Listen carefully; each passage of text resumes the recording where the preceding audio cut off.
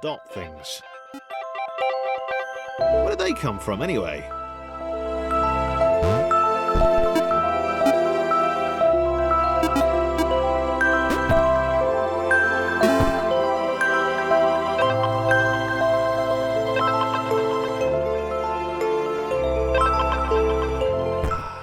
John inhaled the air of the open space, and it smelled of awesome.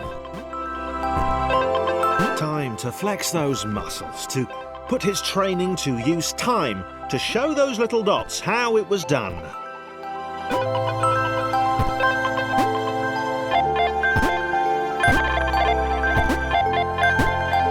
John decided to press the switch to let the little dots catch up with him. John cared for his new allies. You could tell from the sympathetic expression he'd practiced in the mirror all these years.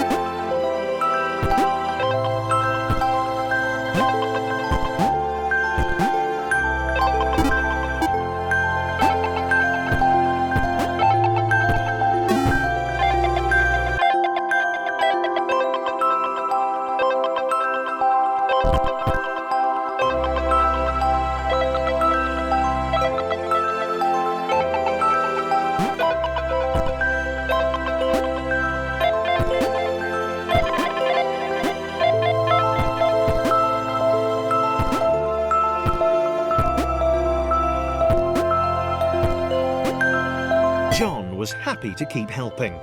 He felt it was important to his image that he was seen to help the little guys.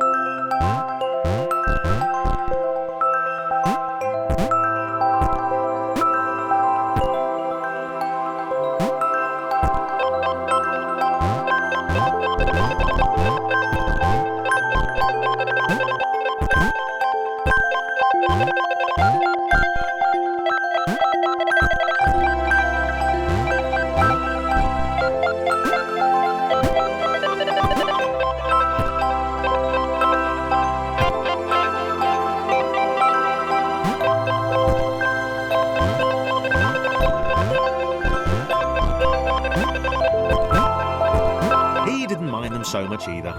The red one, Thomas, had a charming way of applauding every time John jumped.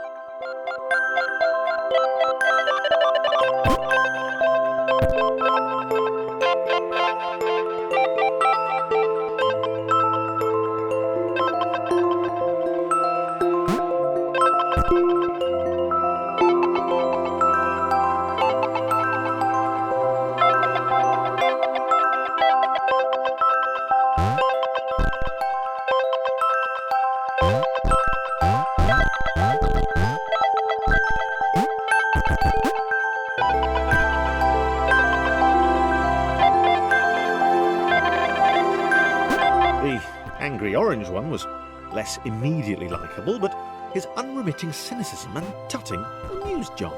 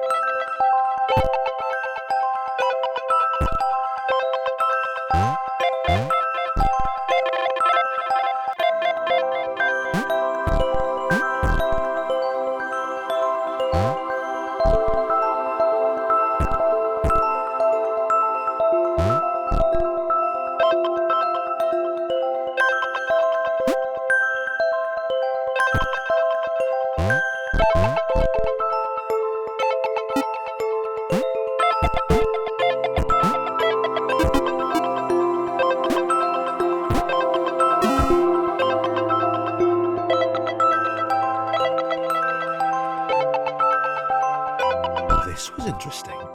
A floating target. This would require coordination, balance, and timing.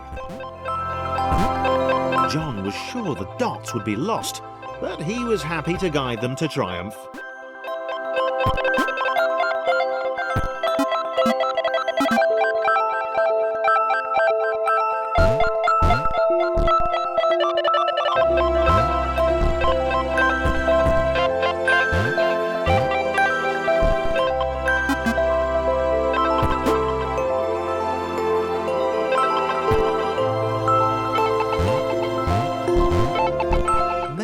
That's what the dots were for.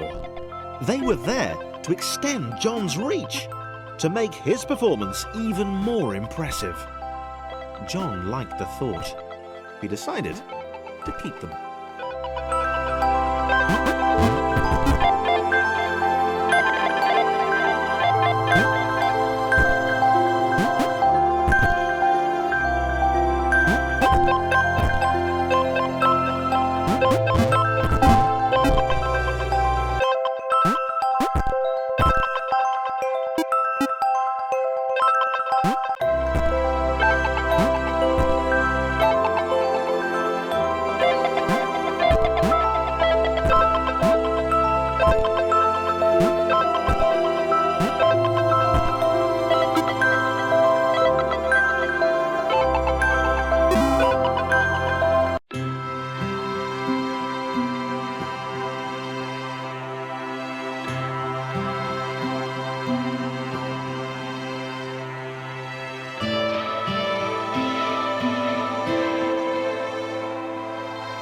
So, this was how Claire would die.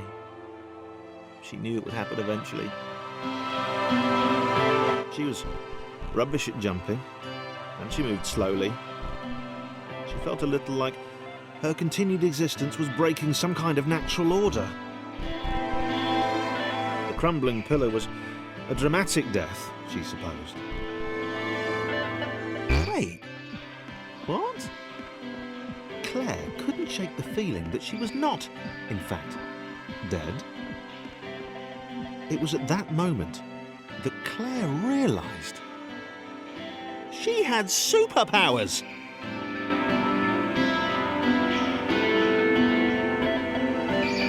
She'd need a cape.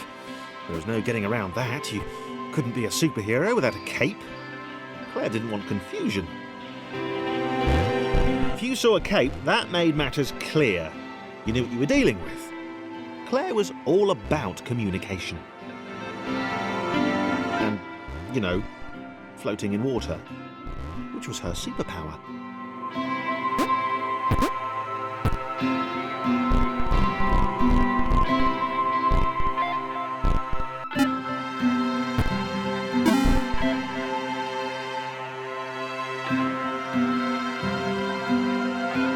Right, fear not, my skinny friends, for I am Claire, and I will save you.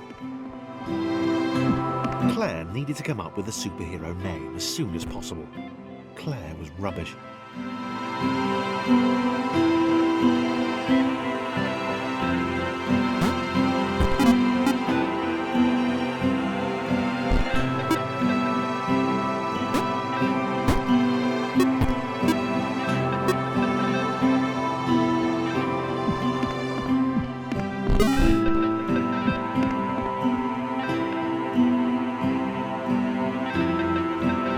Claire arrived just in time, which was, of course, the perfect moment for superheroes to arrive.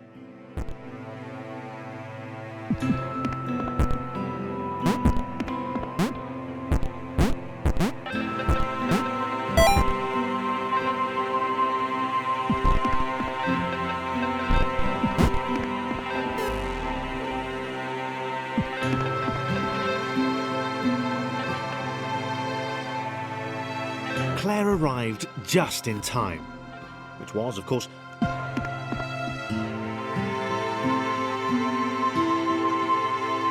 Claire arrived just in time, which was, of course, the perfect moment for superheroes to arrive.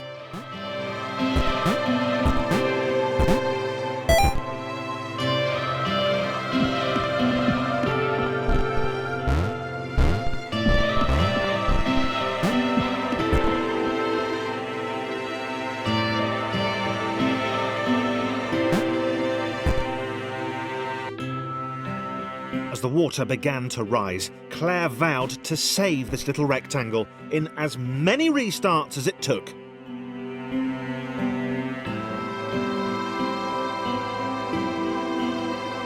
Claire wondered if Thomas would make a good sidekick.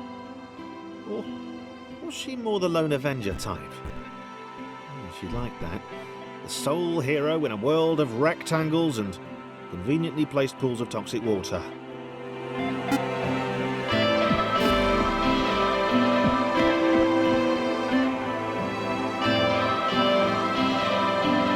Claire arrived just in time, which was, of course, the perfect moment for superheroes to arrive.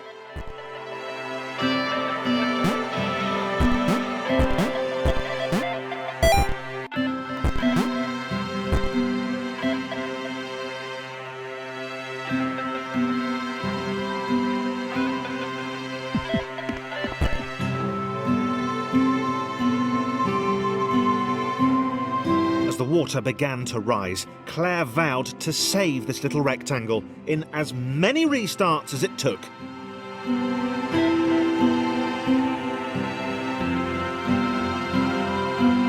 Claire wondered if Thomas would make a good sidekick.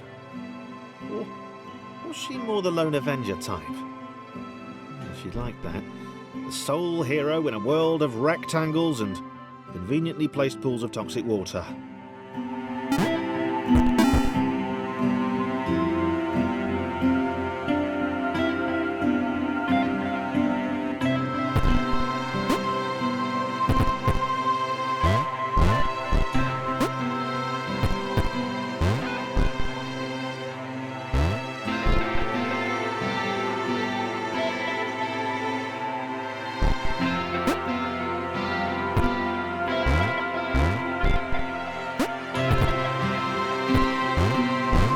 others told Claire that staircases were a bit of a fixture here.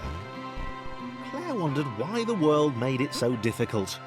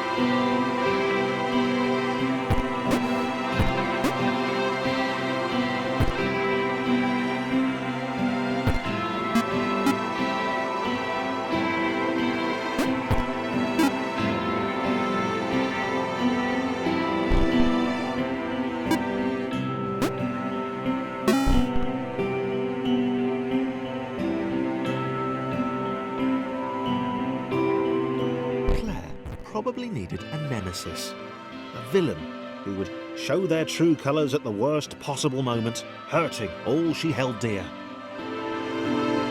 Chris was the most obvious choice. He seemed stroppy enough, and his jump was so pathetic that it conveniently avoided Claire's insecurities. Yes, Chris. Diabolical Chris. The fiendish Christopher.